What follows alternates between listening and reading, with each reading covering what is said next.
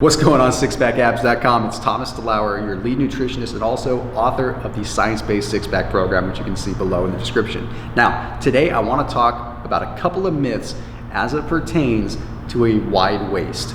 Okay, I see a lot of industry guys talking about not training the obliques because they don't want to have a wide waist.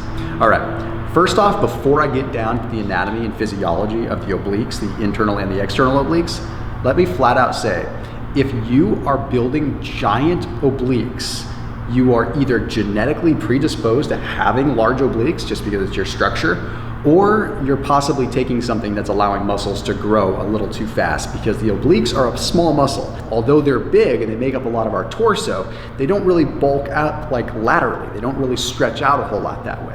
So even someone like myself, I have decent sized obliques, but it doesn't make my waist look giant. It just makes my waist look a little bit different and a little bit tied in. So what we want to look at here is the actual anatomy and physiology of how the obliques work. And then I'm going to show you a couple exercises that you can do to properly train your obliques, so that you're not doing those crunches where people are just going like that from side to side, because that's not good on your body in the first place. Okay, so the external obliques are one of the largest muscles in our torso. They insert right at the top of the iliac crest, okay, from the bottom, and then the external oblique goes up to the bottom of our ribs, and then it also inserts down in the pubis, which is the very bottom of our pelvis, and then it inserts in some fascia that's sort of behind the first layer of muscle in our pelvis region. And it's the ultimate job of the external obliques to balance out through rotation. It's going to give us strength when we have any kind of rotation.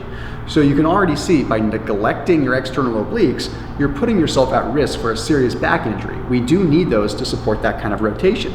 The other thing the external obliques do is they pull the chest down. Okay, they pull that entire chest down. If you didn't have external obliques, your chest would constantly be kind of floating up and wouldn't have the actual strength to be held down. So when you flex your abs and you kind of pull your chest forward, your external obliques are actually engaging there. So they play a very big role there. Okay, then we have the internal obliques.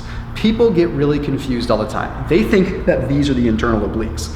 Those are not. Those are ribs, and those are also serratus anterior muscles. Totally different ballgame. Those aren't your interior obliques. You actually can't really see your interior obliques. Now, it's the job of the interior obliques to also help with forced respiration, but also help the diaphragm out. So the interior obliques, when they are in shape, can actually help you breathe a little bit better. See, they all are playing a role in how our diaphragm works, how our chest works, but also how our abdominal cavity is held together and structured and stabilized. So before you start thinking that it's all about just avoiding the oblique training to avoid getting a wide waist, make sure that you take a good look at how your core structure truly is. Now, in a minute, I'm going to show you a couple exercises that I like to do to really condition my obliques. But I want to reinforce that by training them properly, you're going to enhance the way that your abs look, not detract from it. Because the obliques, when they're in shape, actually tie your abs in together quite well and create the illusion that we're all looking for. If you have that separation between the obliques and the abs, it gives you the carve that you want. It's going to give you the illusion of a smaller waist, even if it's not super, super small. Let me also say that high levels of cortisol and high levels of stress in the body are going to cause adipose tissue to store on the shelf that is your obliques. The quickest way to get rid of the wide waist that has to do with training your obliques so heavily is to probably intermittent fast or do some kind of dieting for a little bit to get the fat off of the love handles. People just assume that, oh, I'm building up muscle, so I'm just getting a wide waist. No, it's probably the fact that you're eating a little too much pie. All right, so let's get into the science of the exercises.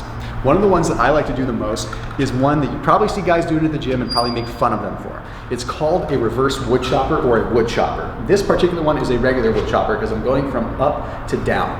You notice when I do this exercise, I'm not even using a heavy weight. I have a slight bend in my knees, and I have my arms crossed over, and I'm engaging my obliques. You can see the serratus engage, you can see the obliques engage, and then I'm rotating down towards the opposite knee. Simply getting a little bit of squat to the equation, but engaging my abs and engaging my obliques. Now, what you don't want to do with this exercise is flex your abs. As soon as you start flexing your abs, you're taking the stress off of the obliques. We're trying to condition the obliques to get trained without massive amounts of weight. Remember, those internal obliques are only connected to fascia. Okay, they're connected to fascia and your ribs. They are not designed to have a lot of a load on them. The external obliques, however, are.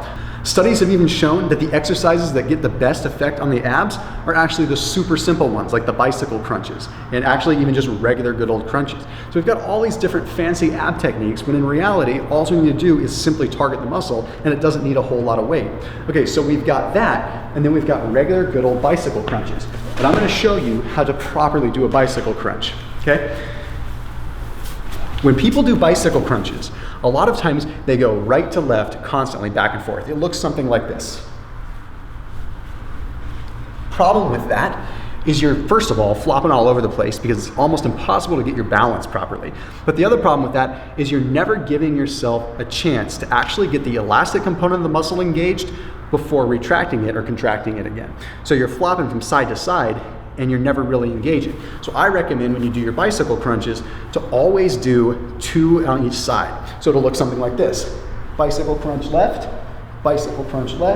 and then bicycle crunch right, and then back to the left again. Always doing 2 on each side. I know it's not how you would typically ride a bicycle, but that's gonna allow you to actually engage the obliques in a proper way. With that, you're gonna start developing the trunk strength that you need to be able to squat more, to be able to plank for longer, to be able to deadlift more, to be able to lift more, and flat out be able to start getting your metabolism the way that it needs to be to burn the fat that you need to burn. Now, I know this wasn't the most complex kind of ab system that you were probably looking for, but it needed to be done. It needed to be explained that you're not in trouble if you're constantly training your obliques. They're coming into the equation when you're walking and when you're running. So if you were to not train your obliques, it would pretty much mean that you would be laying in bed all day. As always, keep it locked in here with SixPackAbs.com, and I will see you in the next video.